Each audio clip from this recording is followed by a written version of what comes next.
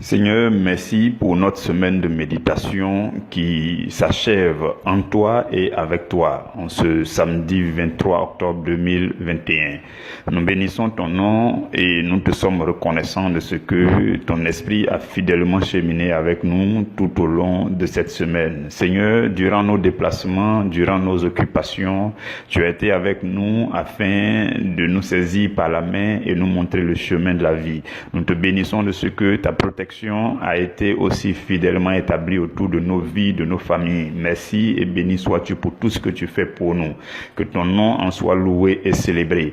Seigneur, nous avons besoin de ta présence encore en ce jour pour conduire ce moment de méditation. Nous avons besoin que ton esprit nous soit accordé d'une manière spéciale par le saint nom de Jésus. Saint-Esprit, viens maintenant prendre le contrôle de ce moment. Oui, rejoins mon frère, ma sœur à l'endroit où il se tient écoutant ce message. Dispose son cœur, dispose l'atmosphère physique et spirituelle de l'endroit où il se tient, afin que toute chose soit sous ton contrôle maintenant. Prends entièrement le contrôle de toutes choses au nom de Jésus-Christ. Amen. Mes frères, mes sœurs bien-aimés, je vous salue dans le saint nom de Jésus. Le sous-thème que nous méditons aujourd'hui, c'est « Dieu demande une génération de missionnaires dévoués ».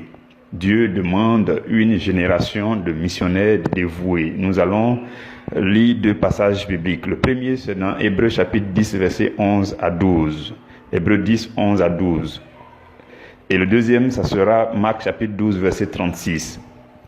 Dans Hébreux 10, 11 à 13, la Bible dit « Et tandis que tout sacrificateur fait chaque jour le service et offre souvent les mêmes sacrifices qui ne peuvent jamais ôter les péchés, lui, après avoir offert un seul sacrifice pour les péchés, s'est assis pour toujours à la droite de Dieu. » Verset 13.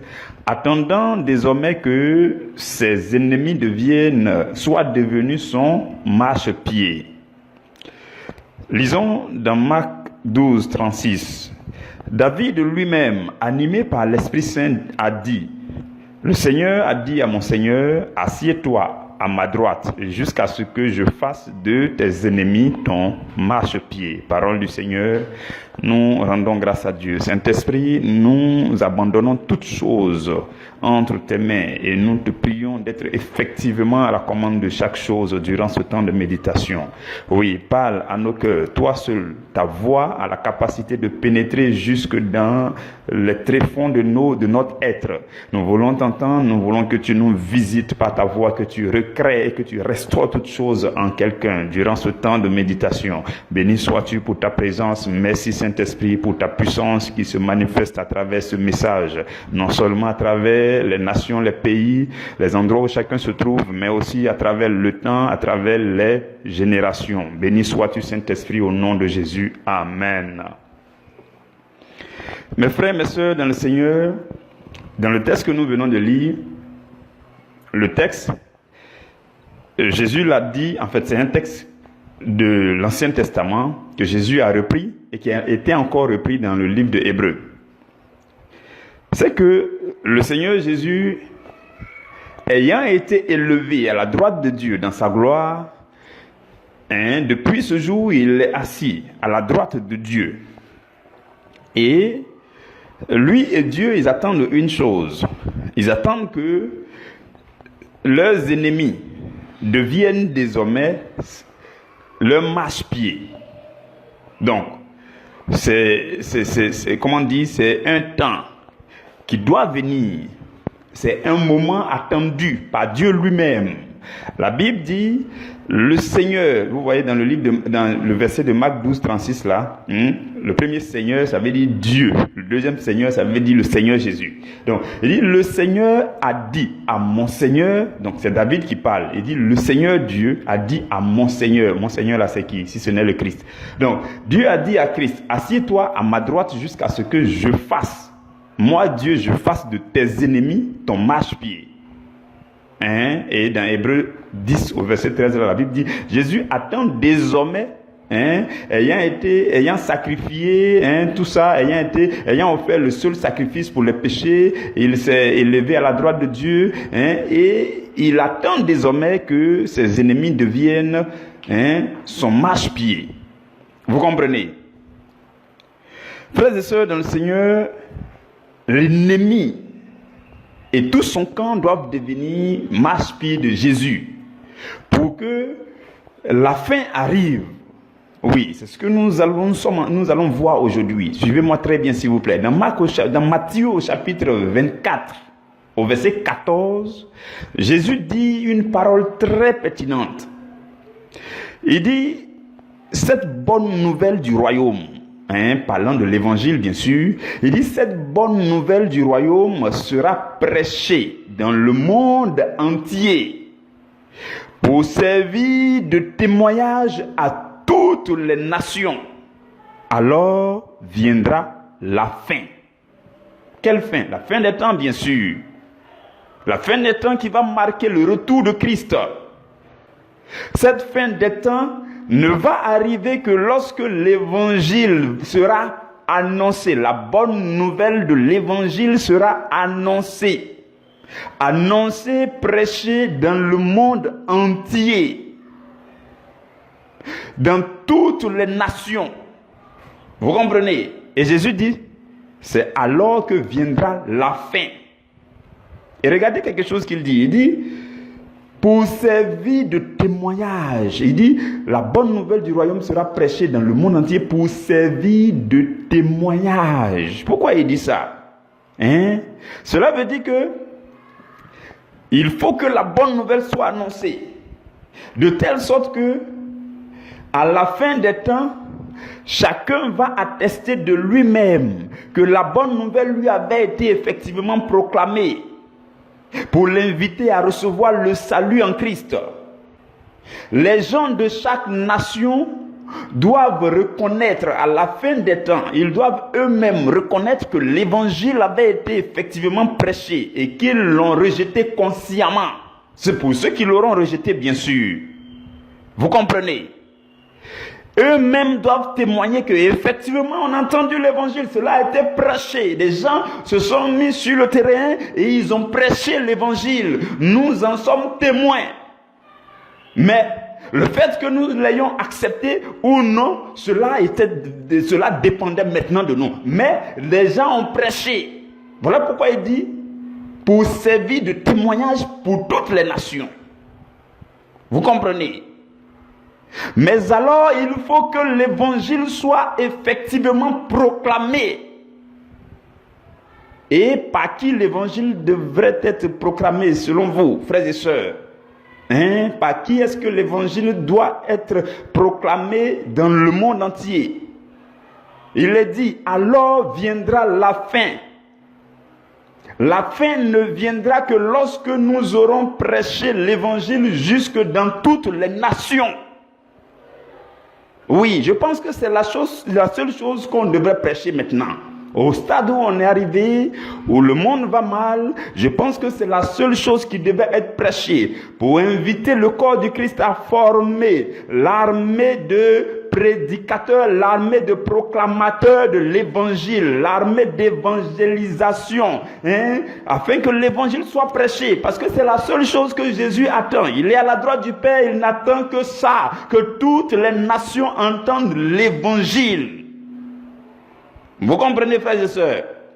Et la Bible dit alors viendra la fin. Ça veut dire que la fin n'est toujours pas venue parce que l'évangile n'est pas proclamé jusque dans toutes les nations. Et dans le verset 36 de Matthieu 24,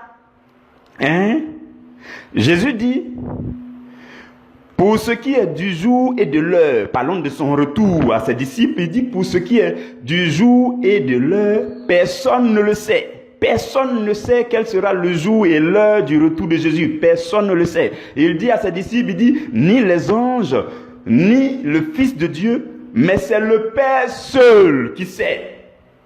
C'est le Père seul qui sait quel jour et à quelle heure le Fils doit venir. Vous comprenez? Et la Bible dit encore que c'est Dieu seul hein, frères et sœurs, le même Dieu qui sait le jour et l'heure du retour de Christ là, hein, ce même Dieu a dit au Seigneur Jésus, assieds-toi à ma droite jusqu'à ce que je fasse de tes ennemis ton marchepied. Et Jésus nous dit dans Matthieu 24, 14 que si l'évangile n'est pas prêché jusque dans toutes les nations, la fin ne viendra pas. Est-ce que vous établissez le lien entre toutes ces paroles bibliques? Cela veut dire que la fin des temps dépend essentiellement des chrétiens. Ce que Dieu attend, c'est une armée chrétienne qui va manifester la puissance de Dieu dans une plus grande dimension, jusqu'à soumettre toutes les forces du mal, jusqu'à écraser Satan et ses œuvres.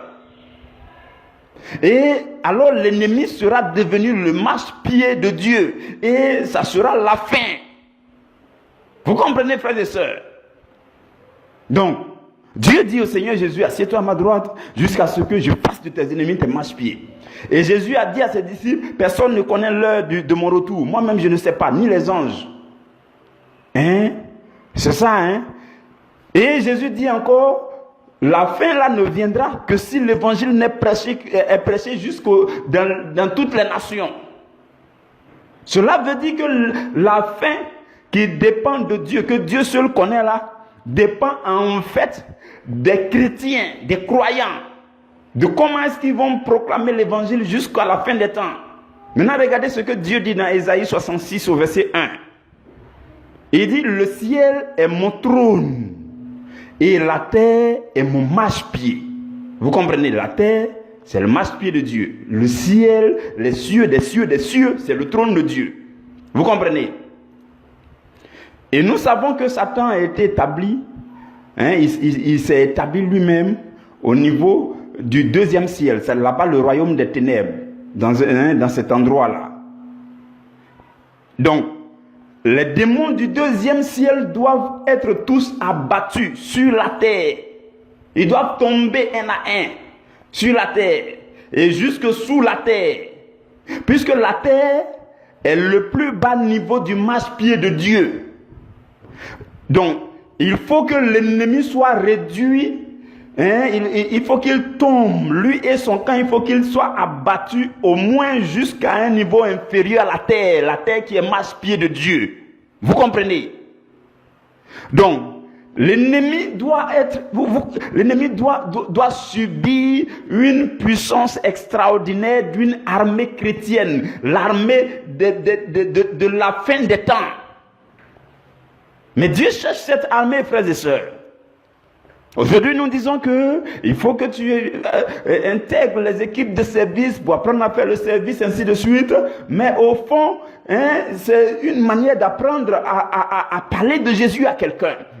Comment parler de Jésus à quelqu'un? Comment organiser toutes les activités qu'on va faire pour que Jésus soit annoncé? Comment proclamer Jésus? Comment participer à l'annonce de la bonne nouvelle jusqu'à la fin des temps? C'est ce que nous sommes en train de t'inviter à venir participer à ça.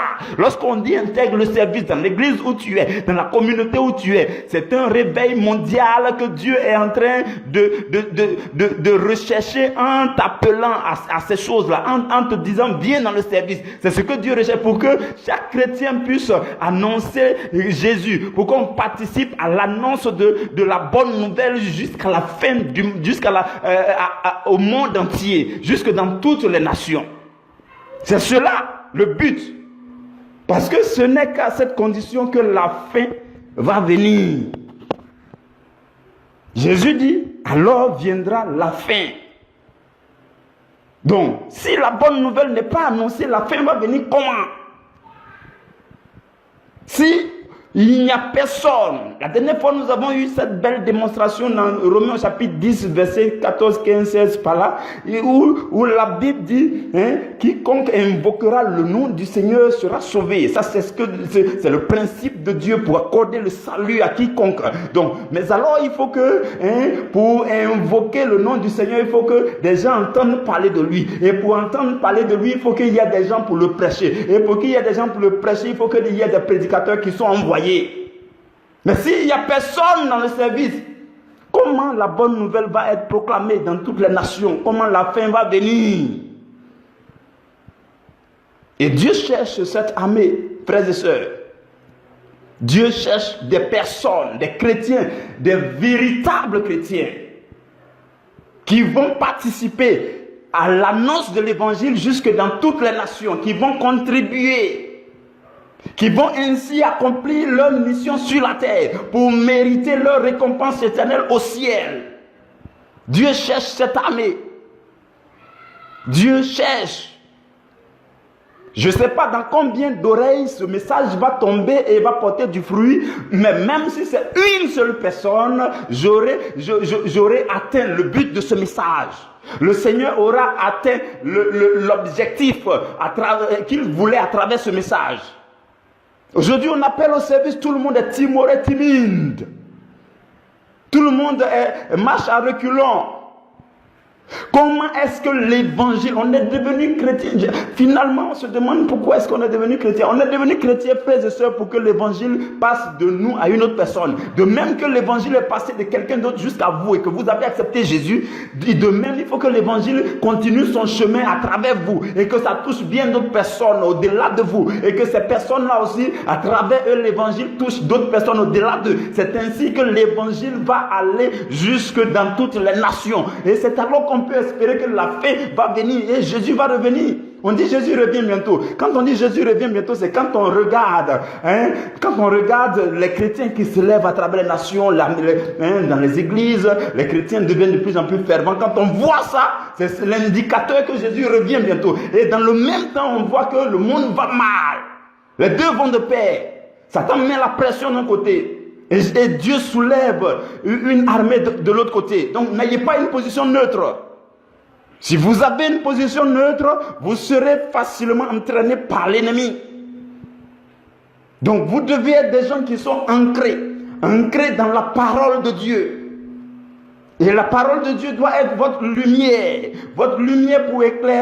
pour vous éclairer dans toutes vos situations. L'armée dont on parle, que Dieu recherche des missionnaires pour annoncer l'évangile, ces personnes que Dieu recherche sont des gens qui ont une foi ferme face à toutes les situations compromettantes de leur vie. Dans Daniel 11 au verset 32, la Bible dit, ceux du peuple qui auront la connaissance de leur Dieu, ceux-là ils agiront avec fermeté. Voici des personnes que Dieu recherche.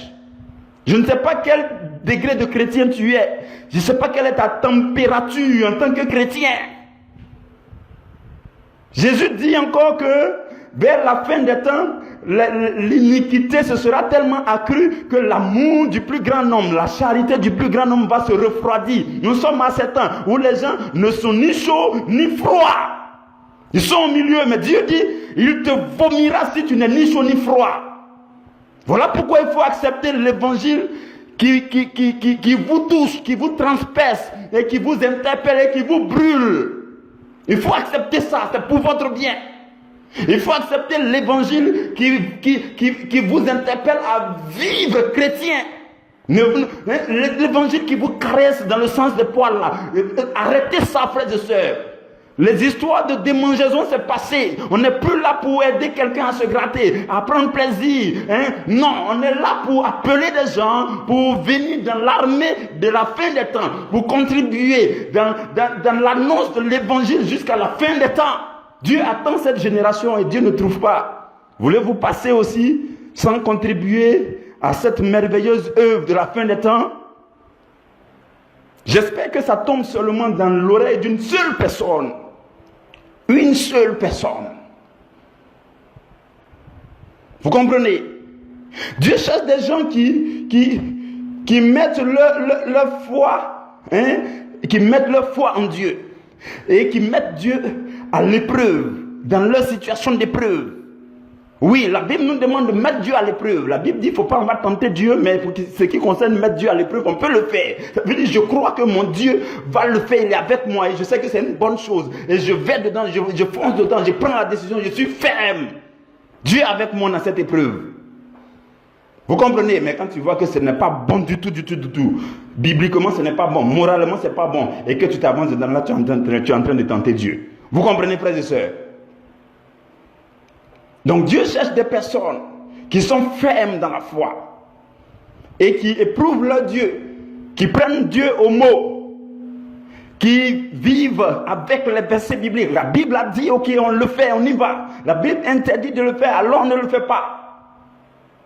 Vous comprenez? Dieu cherche ce genre de personnes. Des gens qui ont une fervente vie de prière. Une vie de prière qui les fortifie davantage dans la puissance de Dieu. Des gens qui ne se lassent pas de jeûner pour booster leur vie de prière et leur intimité avec Dieu. Des gens qui sont enracinés et fondés dans l'amour de Christ. Dieu cherche ces personnes, frères et sœurs.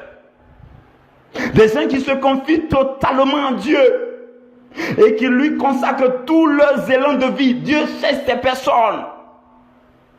Des gens qui sont de véritables adorateurs. Dieu demande ces personnes, il veut ces personnes qui l'adorent en esprit et en vérité continuellement et qui prennent leur force, qui puisent leur force dans les temps de prière, d'adoration.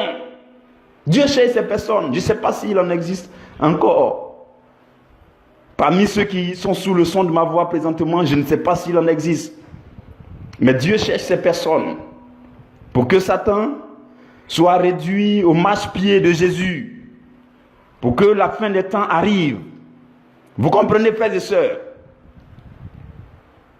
Donc Dieu cherche cette armée. Dieu cherche cette armée. Dieu cherche cette armée. Et il cherche cette armée de génération en génération. Après les générations, à travers les générations, il cherche. Et il n'en trouve pas. Pourquoi je dis ça? Parce que Satan n'est pas encore devenu totalement marchepied de Jésus. Jésus n'est pas encore revenu. Mais que ce soit avec vous, que ce soit sans vous, que ce soit en votre génération, ou que ce soit après votre génération, Dieu va susciter cette armée de missionnaires. Cette armée de missionnaires dévoués, Dieu va les susciter. Et Jésus reviendra. Mais j'ai une plus grande conviction que nous sommes déjà dans ce temps-là. Oui. Et il vaut mieux pour chaque chrétien d'appartenir à cette armée. Il vaut mieux pour vous. Cette armée ne va certainement pas être dans une seule église, dans une seule communauté. Non. Mais c'est les véritables chrétiens de chaque église. Des véritables proclamateurs de l'évangile de chaque communauté. Vous comprenez, frères et sœurs? Des gens qui prient et qui ne se laissent pas compromettre par le monde actuel. Des gens qui sont solidement enracinés, fondés dans le Seigneur. Des gens qui marchent dans la parole de Dieu, sur la parole de Dieu. Des gens qui aiment Dieu d'un amour inconditionnel et d'un amour fou. Des gens qui se donnent totalement à Dieu. Et qui disent à Dieu, Seigneur, viens avec moi et montre-moi ma mission. Quelle est ma part de responsabilité? Qu'est-ce que je peux faire aujourd'hui, Seigneur, pour que l'évangile passe de moi à une autre personne? Qu'est-ce que je peux faire aujourd'hui pour que ta lumière atteigne quelqu'un d'autre? Ce sont ces personnes que Dieu cherche, frères et sœurs. Je ne suis pas venu vous dire d'aller vous concentrer dans une église parce qu'il y a une église, non, qui va devenir une seule armée. Ce n'est pas de ça que je vous parle. De là où vous êtes, de la communauté où vous partez, soyez le soldat de cette armée de Christ là-bas. Depuis votre position là-bas, Satan sera soumis. 1 ou 2 ou 3 démons vont être parachutés sur la terre et jusque sous la terre. Et progressivement, le camp de l'ennemi va devenir le marchepied de Jésus. Et la fin va venir. C'est ce que nous disons. Ne pensez pas que je suis venu vous dire, venez dans un seul endroit, voici l'armée du Seigneur. Non. L'armée du Seigneur, ce sont des soldats, localisés chacun à un endroit où il est, mais qui est véritablement chrétien. Vous comprenez, frères et sœurs? Dieu cherche. Je vous le dis, Dieu cherche. Et pendant que Dieu amplifiera sa puissance sur ses soldats, sa puissance sur l'armée chrétienne des temps de la fin, Satan aussi va amplifier, va chercher à amplifier son oppression sur ceux qui semblent avoir une position neutre. Voilà pourquoi je te dis, je te conseille de ne pas avoir une position neutre. Chrétien, tu es froid. Chrétien, tu es dans... Bon, je ne sais pas, frères et sœurs. Je n'ai pas encore envie de parler de vos péchés. Mais cela ne te rend pas chaud dans le Seigneur. Vous comprenez, frères et sœurs? Dans Apocalypse 22, à partir du verset 11, la Bible dit que celui qui est injuste soit encore injuste. Ça, c'est ce qui arrive à la fin des temps. Que celui qui est injuste, vous voyez, donc ça sera automatique, ça sera presque systématique. Les gens qui sont injustes, qui sont dans le mal, vous allez voir que vous allez remarquer que dans le monde, qu'ils auront tendance à aller aussi dans le mal. Aller encore dans le mal. Et la Bible dit, celui qui est souillé se souille encore. Ils seront en train de se souiller davantage. Vous verrez que le monde va mal d'un côté. Mais de l'autre côté, la Bible dit que celui qui pratique la justice, que celui-là pratique encore la justice. Que celui qui est saint se sanctifie encore. Et de notre côté, vous verrez que ceux qui sont dans le Seigneur seront aussi davantage dans le Seigneur. Ceux qui aiment le Seigneur vont aimer davantage le Seigneur. Ceux qui veulent se sanctifier vont davantage se sanctifier. Pourquoi? Parce que Dieu va séparer. Voilà pourquoi il ne faut pas avoir une position neutre. Dieu va séparer. Les plus froids seront très froids. Les plus chauds seront très chauds. Dieu va séparer. Pour la confrontation de la fin des temps. Dieu va séparer. Vous comprenez? Jésus dit, voici, je viens bientôt. Et ma rétribution est avec moi. Pour rendre à chacun selon ce qui est son œuvre. Il dit, je suis l'alpha et l'oméga, le premier et le dernier, le commencement et la fin. Et il dit, heureux, heureux vous qui lavez vos robes, afin d'avoir droit à l'arbre de vie et d'entrer par les portes de la ville. Heureux à vous. Et il dit, dehors les chiens, les enchanteurs, les impudiques, les meurtriers, les idolâtres, et quiconque aime et pratique le mensonge, dehors c'est leur place. Vous comprenez? Il dit, moi Jésus, j'ai envoyé mon ange pour vous attester ces choses. Je suis le rejeton et la postérité de David, l'étoile brillante du matin. Vous comprenez, frères et sœurs, il y aura une séparation claire. Ceux qui sont mauvais deviendront mauvais. Et Satan va amplifier son oppression pour mettre la pression à ceux qui sont un peu chauds. Ceux même qui sont dans une position neutre vont être tout de suite attirés dans le côté où ils sont très froids. Mais le chrétien est appelé à être de plus en plus chaud. Vous comprenez? C'est l'appel que Dieu nous lance à nous tous. Voilà pourquoi dans Apocalypse 22, au verset 17, la Bible dit, l'esprit et l'épouse disent, viens. Et que celui qui entend dise, viens. C'est-à-dire l'esprit de Dieu, l'épouse de Jésus parle constamment pour dire, viens, viens. Et ceux qui entendent à leur tour t'appellent aussi pour dire, viens, viens du côté où c'est chaud. Et la suite dit, et que celui qui a soif vienne. Et que celui qui veut qu'il prenne de l'eau de la vie gratuitement. Vous comprenez? Dieu est en train de séparer les camps. Dieu est en train de séparer les camps pour que le bouleversement advienne. Ne restez pas un chrétien, peu importe le pays où vous êtes. Même si le pays où vous êtes, tout le monde n'est pas chrétien, frères et sœurs, soyez le seul à être chaud en tant que chrétien. Vous comprenez? Ne vous laissez pas entraîner dans la froideur des païens qui sont autour de vous, mais au contraire, soyez chauds et espérez qu'un peu de leur chaleur touche au moins 1, 2, 3 d'entre eux. Vous comprenez, frères et sœurs? Et c'est l'épouse de Christ, animée de l'esprit de Christ, qui formera l'armée chrétienne de la fin des temps. Oui, l'épouse, l'esprit et l'épouse disent viens. C'est l'épouse de Christ et l'esprit de Christ qui vont former cette armée chrétienne. C'est ceux qui ont soif et qui viennent à Christ. C'est ceux-là qui deviendront épouses de Christ. Et avec l'esprit de Christ, ils vont former l'armée de la fin des temps. Et je me souviens que Psaume 68, verset 12 dit, les messagers Messager, ça fait allusion à l'épouse tout simplement. Les messagers d'une bonne nouvelle sont une grande armée. Les messagers de l'évangile sont une grande armée. L'épouse de Christ qui est messagère de l'évangile est une grande armée. Et cette armée, c'est l'armée des missionnaires que Dieu veut.